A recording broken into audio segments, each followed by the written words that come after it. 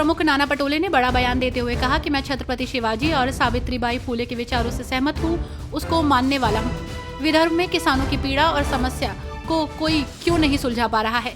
जब से एकनाथ शिंदे की महाराष्ट्र में सरकार बनी है, तब से औसत तौर पर हर दिन 10 किसान आत्महत्या कर रहे हैं।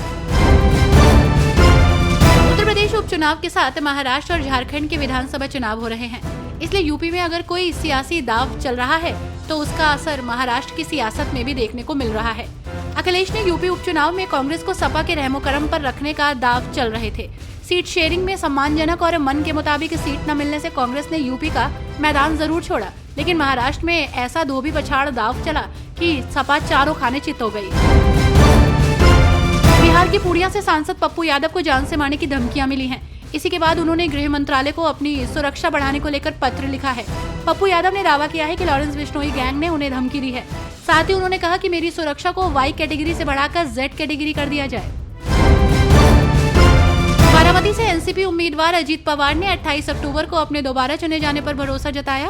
उन्होंने सुप्रिया सुले के खिलाफ अपनी पत्नी को खड़ा करने की अपनी पिछली गलती भी स्वीकार की। उन्होंने कहा कि एनसीपी एसपी ने उनके खिलाफ योगेंद्र पवार को मैदान में उतारकर वही गलती की थी।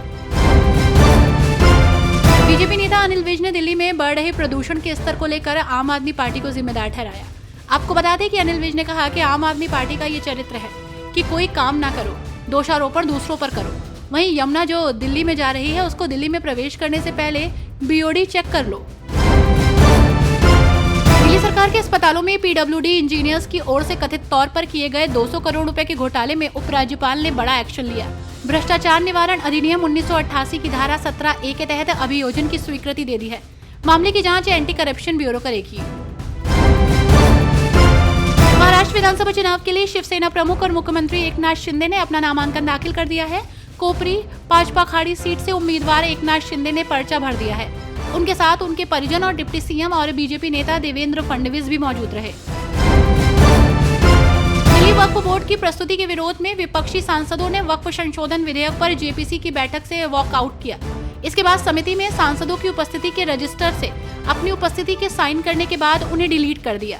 ये बैठक जेपीसी के चेयरमैन जगदम्बिका पाल की अध्यक्षता में हुई। बिहार की राजनीति इन दिनों दिवाली के जश्न को लेकर गर्मा गई है। भाजपा नेता गिरिराज सिंह ने इस्लामी शब्द जश्न के दिवाली के प्रयोग पर सवाल उठाए हैं। उनका कहना है कि हिंदू पर्वों में ऐसे शब्दों का उपयोग नहीं होना चाहिए। इस पर कांग्रेस नेता शकील खान ने तुरंत प्रतिक्रिया दी। उन्होंने कहा कि ये सांप्रदायिक सद्भाव को बिगाड़ने की कोशिश है।